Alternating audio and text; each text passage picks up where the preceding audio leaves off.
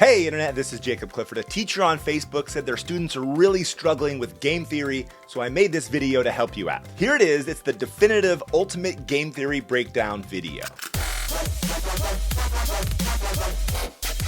This is a payoff matrix with two players, me and you. Each player can choose between one of two actions, choice A or choice B. They can't do both. The result is 4 possible outcomes. Now let's not include numbers yet, let's just keep it simple. Big idea number 1. The final outcome, where these two will end up, is determined by both players. They can't just go get the outcome they want because they're interdependent. For example, if I really want outcome 1, but you choose choice B, outcome 1 is off the table. It's no longer possible. My only options now are outcomes 3 and 4. And if you really want outcome 4, but I choose A, then you can't get it. I chose A, so choice B for me is off the table. Notice we ended up here at outcome 3 because we both made decisions. So I'll say it again. Big idea number 1, the final outcome is determined by the decisions of both players. Big idea number 2, players prefer the outcome that's better for them. Remember, the goal is to make myself better off, not to hold back my opponent. For example, if choice A earns me $100 and choice B earns me $200,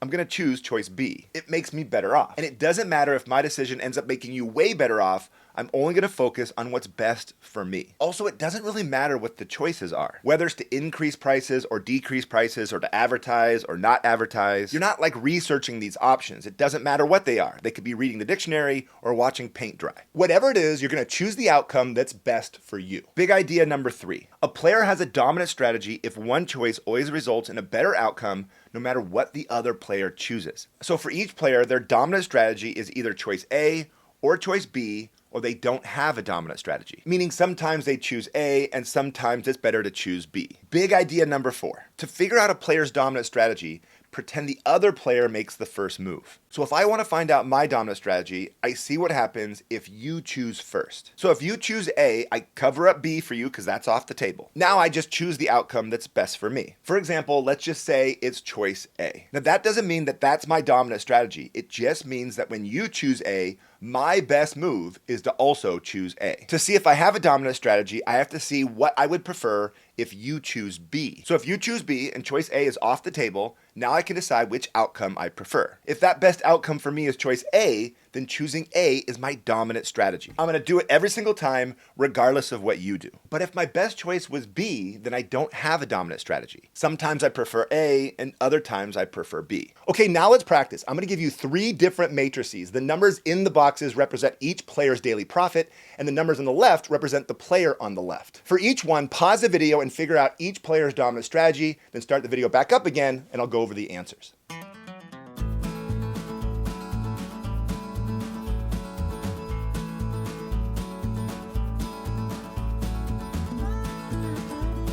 Bueller. For example number 1, if you're trying to find Ferris's dominant strategy, you let Cameron make the first move. If Cameron chooses A, then Ferris will choose B, and if Cameron chooses B, then Ferris will choose B again. So B is Ferris's dominant strategy. Now we do the same thing for Cameron and let Ferris choose first. If Ferris chooses A, then Cameron's gonna choose A. If Ferris chooses B, then Cameron's gonna choose A again. So choice A is Cameron's dominant strategy.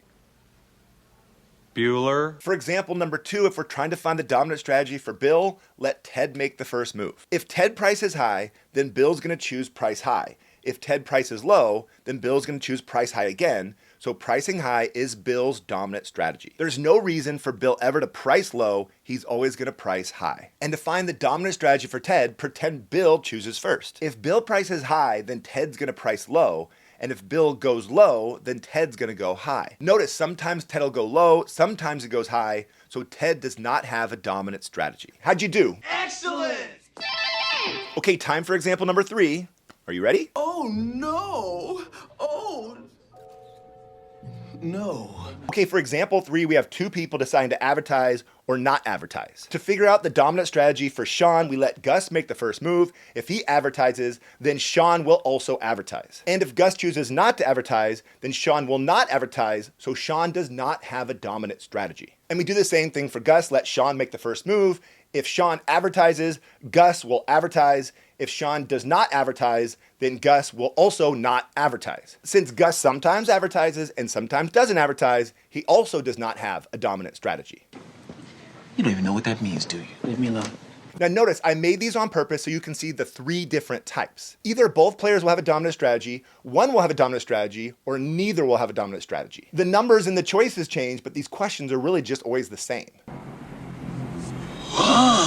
Okay, if you're lost right now, stop the video, rewatch it, because we're about to move forward and talk about Nash equilibrium. A Nash equilibrium is the final outcome where no player has an incentive to change their decision on their own because switching would make them worse off. So here's the rule. There's always going to be at least one Nash equilibrium. If both players have a dominant strategy, finding the Nash equilibrium is easy. It's just the final outcome where they choose their dominant strategies. If one or both players don't have a dominant strategy, the Nash equilibrium is the final outcome where each player pursues what's best for them. So looking back at example 1 with Ferris and Cameron, this is the Nash equilibrium. Ferris is always going to choose B, and Cameron's always going to choose A, so they're going to end up right here. This is the final outcome. Bueller. Let's see if you can find the Nash equilibrium with examples 2 and 3.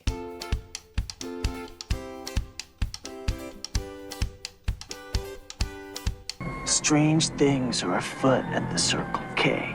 For example number 2, we know that Bill is going to price high because that's his dominant strategy. He's never going to price low. Ted doesn't have a dominant strategy, but since he knows Bill's going to price high, he is going to price low. So right here is the Nash equilibrium. Okay, example number 3 is tricky because there's 2 Nash equilibria. In other words, there's 2 situations when switching would actually make you worse off. Neither player has a dominant strategy, but if Sean decides to advertise, then Gus is also going to advertise. And if they end up there, there's no incentive for either one of them to switch because it makes them worse off. But it's the same thing if they both choose not to advertise. If they end up down here, neither player has an incentive to change on their own. Now you might be asking yourself, if there's 2 Nash equilibria, where are they actually going to end up? If they have this information, they're both going to end up advertising because that helps them both the most. But there are still 2 Nash equilibria. But the good news, this is kind of a unique situation. You won't see that many questions like this. Oh, sure. Okay, that's it. Let me know in the comments below if this video helped you out. If you need more help, take a look at the practice sheets in the Ultimate Review Packet